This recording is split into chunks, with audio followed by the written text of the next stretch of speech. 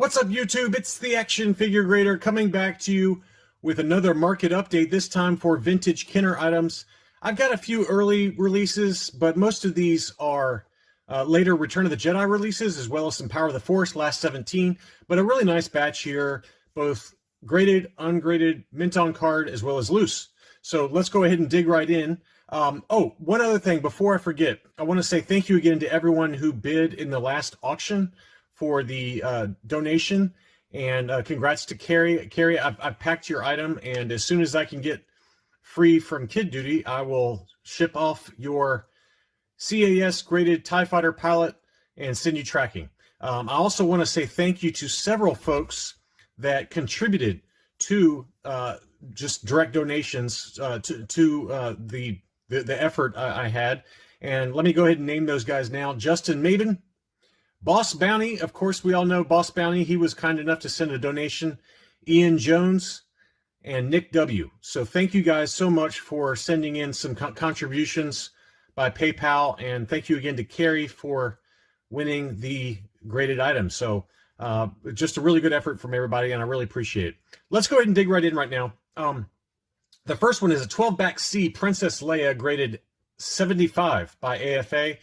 And I've talked about this in the past, but you can see her limbs here, how they've turned kind of a pinkish color inside the blister. So this is something to keep in mind when you are looking at either graded or ungraded items, is to look at the figure score if they're graded. If they're not graded, check out the condition of the figure, because these white figures on these vintage Kenner items can discolor over time, and the plastic degrades, the paint degrades, and that affects the actual true score of the figure. So you can see here that her arms and her legs are both pinkish, and the figure score reflects that. So this is accurately graded. The figure score was a 70.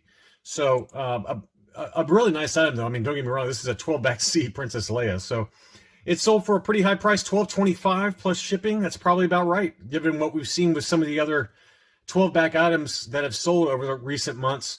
That's kind of right in line, but a really pretty item, and gives you another data point for those of you looking to buy some 12-backs out there. Next was a 12-back C Jawa, also graded 75. This one sold for $860. Again, another number that's probably right in line. The card was a 75, blister 75, figure 85. You can see the Jawa blaster there still taped to the inside of the blister. So a pretty accurate score, and a really nice item overall. You can see some sticker residue and litho tears to the card back. That's going to get you an automatic 75 for the card score every time when you have those light tears. If it's a major tear, it can drop it down to a 70. But $860 was the final close price there. 27 bids, just sold 3 days ago, but gives you another data point. Next was a 21-back A Han Solo. And this was an unpunched item, and it was the large head 75, 85, 85 were the subscores, and it sold for $15.75. That's a big number, but the 21, for whatever reason, I've seen that the 21-back Hans in general they don't come up that much relative to other figures on the 21-back cards.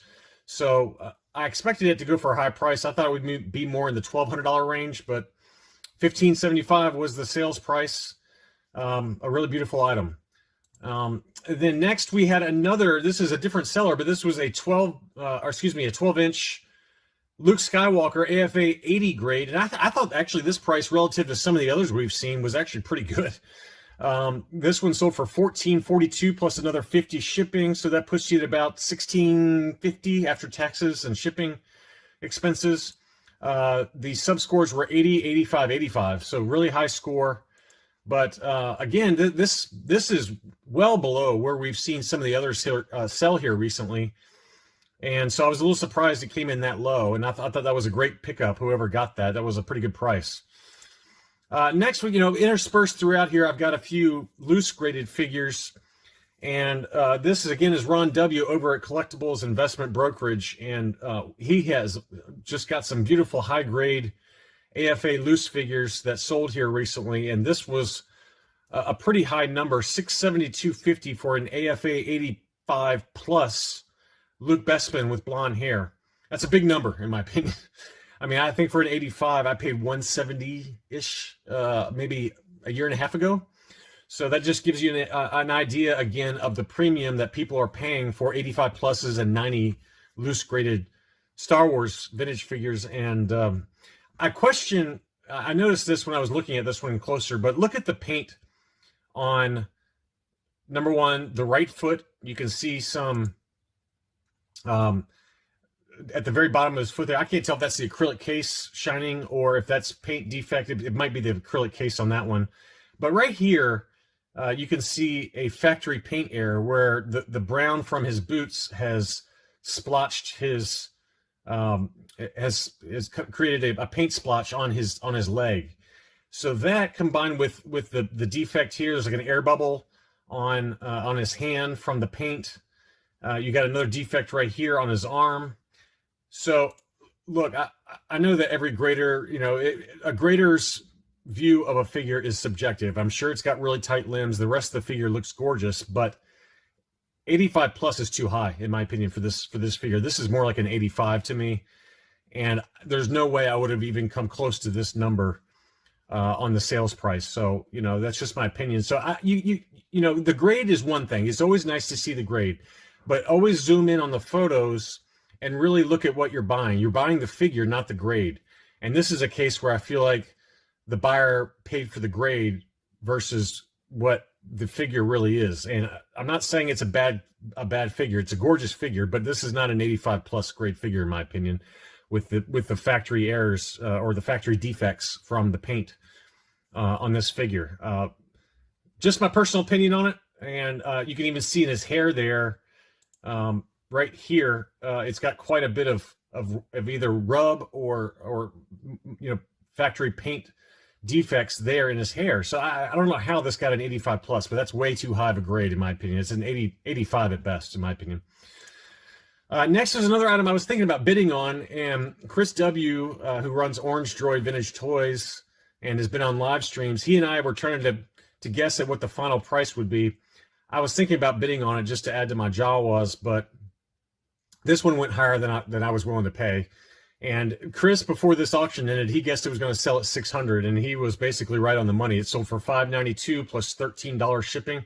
This was the 45 back Star Wars display arena offer. Really nice AFA 80 grade, and it was unpunched. And I'm sorry about the glitches there with the camera there, but it was an 80, 85, 85 for the sub score. So a really, really nice item, but $600 plus another $60 for me shipping with the eBay taxes is just too much money for me for that item. But a really nice item nevertheless. And Chris W. nailed the price on that one. Here was a survival kit offer, red-haired Leia Hoth. It was AFA 75 grade. And that one, actually, I thought that price was pretty fair. That one sold for $560 plus another $25 shipping. Once you start hitting the 80 grades for these mint on cards, that's where the price can jump. And I've seen, I think it was an AFA 85 sold within the last year, closer to $1,000. So I thought a $560 price was actually pretty reasonable, given what other prices are doing for an unpunched, no price sticker, red-haired Leia Hoth. I mean, that's a pretty good price. Next was a transition card, free Nia Num offer, 48 back Return of the Jedi. This was the Tusken Raider unpunched, and that one sold for $510 plus $25 shipping. You can see there, this was graded by Collector Archive. That one was a card of 85, blister 85, figure 75. And I think it got the 75 just because, I'm not really sure why I got the 75, but just based on the photos. My only guess is that it's got some paint fading. But that figure score seemed kind of low to me, but that's what it got. And it sold for $510. So another interesting data point on those transition cards. Here's another one that Ron W. sold over at Collectibles Investment Brokerage. This was an AFA 90 Leia Combat Poncho. That one sold for $327. So, you can pretty much cut that number in half for an AFA 85, but jumping to a 90 really increased the price on that one. But it was a gorgeous figure. It looked every bit of a 90 to me. it's hard to tell on the boots right here whether that's just, you know, reflection or if that's a paint defect or scratches on the or dust on the case. But nevertheless, it was a 90 grade loose graded Leia combat poncho, and that sold for $327. This one was a really interesting one. I mean, look, it's your money. Y'all can do what you want with it. But this price just seemed completely insane to me. This was a 65 back Taiwan Boba Fett, but the blister was cracked. And I just thought that price was way too high, given that basically it was a cracked blister. You can see right here a nice close-up where the blister had completely cracked. And again, this is another warning that, you know, these yellowed blisters, especially on these Return of the Jedi and Power of the Force figures, they're super brittle, and they can crack at any time, even in shipping, even if they're graded, ungraded, it doesn't matter. So it's just something to keep in mind. But to pay $1,500 for that is just way too high to me. But that's what someone paid. I mean, technically, it would still grade as a mint on card because the figure cannot be removed from that blister without further damaging the blister. Because it's got that inner tray that holds the figure in place, and the weapon's still taped to the inside. So I think it would grade at like a 40 or something like that, you know, for an overall grade, just because of the blister damage. But there's no way I'm spending $1,500 on that. I would much rather have a very high grade, loose graded Boba Fett than have this, in my opinion. There was another one that, while we're on the subject of Boba Fett, this was an AFA 70 grade Return of the Jedi Boba Fett 77 back. And blister was in, you know, still good shape. There's a lot of wave to the card, and the sub scores were 70, 80, 85. So nice high sub scores for the blister and figure score. But given the wave and some of the creasing on the card, that one sold for $25.76. So another big number. I mean, you know, let's say a year and a half ago, that would have bought you an AFA 85 grade. So that just gives you another indication of what Boba Fetts have done over the last year and a half. But $25.76 for a 70 grade Return of the Jedi Boba Fett. Another loose graded figure. I'm kind of interspersing them here. This was an AFA 90 grade Luke Jedi Knight Hong Kong COO.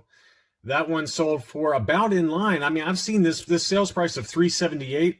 That's really not that far off, and it's about where they sell even just privately on Facebook and some of the Facebook groups. $350 to $375 is kind of right in line for an AFA 90 with the new case style for a Luke Jedi Knight. So, you know, that price seemed really fair, and is one of the few kind of fair, quote unquote, fair deals that have popped up recently for really high grade, loose graded figures. Here was one that caught my eye only because I have it. This is a 65 back B clear blister Death Star droid. I've got mine graded CAS 80 for mine, all 80 and 85 sub scores, but this was AFA graded, and this one sold for $660. So a big number there, but you know, pretty rare to find these later Return of the Jedi clear blister card backs, and it's a gorgeous item. And again, this is a 65 back B. $660 was the sales price on that one, so another big number there.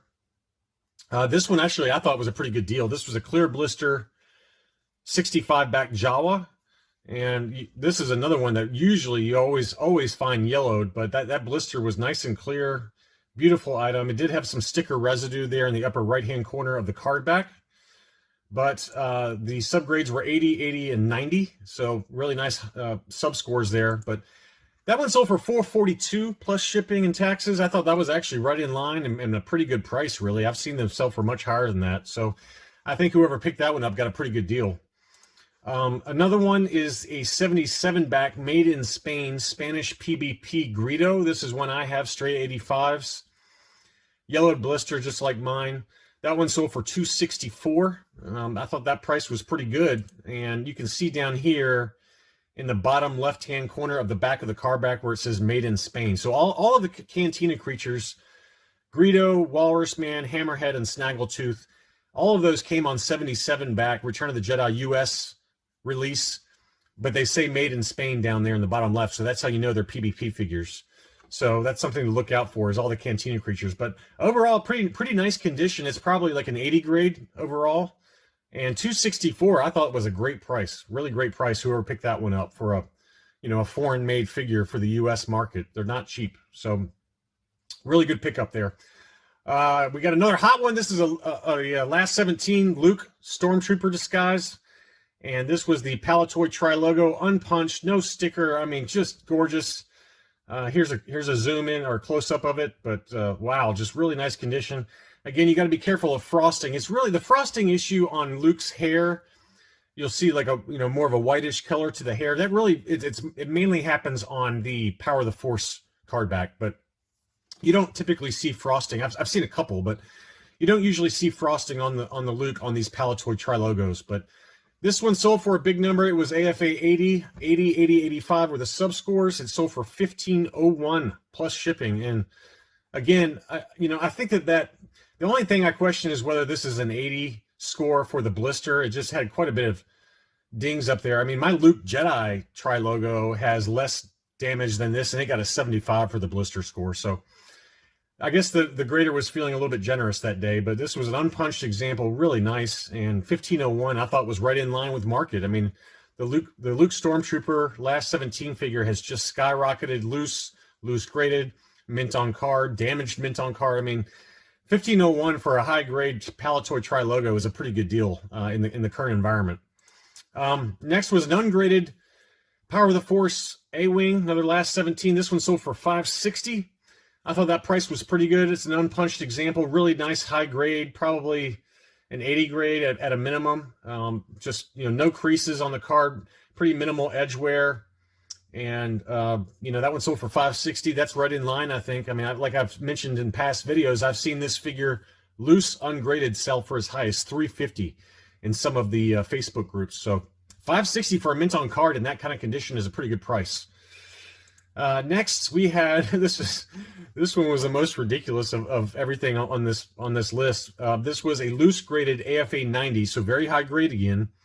Yak Face, and Yak Face continues to skyrocket. This one sold for $2,024 plus shipping plus taxes. So this would have been a little over $2,200 US for me if I was going to buy this. But AFA 90, really, really nice yak, but a pretty insane number to me. I just can't justify that kind of price for a 90 grade yak. For reference, I have an AFA 85 loose graded Yak Face, and I think I paid around, with the currency exchange at the time, it was around 600 or 650, and I thought I was overpaying at the time. But to go from an AFA 85 to a 90, that just shows you the massive price premium. It's over triple, almost 4 times what I paid for my 85 grade. So that number is really, really high. Here was another one I thought was a great deal, or at least a fair deal. I wouldn't say a great deal, but this one sold for $800. This was an AFA 80 Tri-Logo EV99, so another last 17 data point for you guys. This one did have a sticker, which I think held the price down a little bit. It just seems like collectors who collect the Palitoy Tri-Logos, they tend to discount because of this factory applied new figure sticker quite a bit. But I mean, give me a break. This is an awesome item. The card was a 75, which I think also held the price down just a little bit. Usually when all the sub scores are 80 and above, that's when you start to see the big numbers. But nevertheless, I thought that price was pretty decent. $7.99 plus shipping. That's about the best you're going to do, I think, for a Tri-Logo last 17 figure like EV99. That's another figure that's just jumped up like crazy. And then finally, we had, I thought we'd show quote-unquote budget last 17. This one had some pretty major damage to the Power of the Force card back there. But this was a Monomon, still mint on card.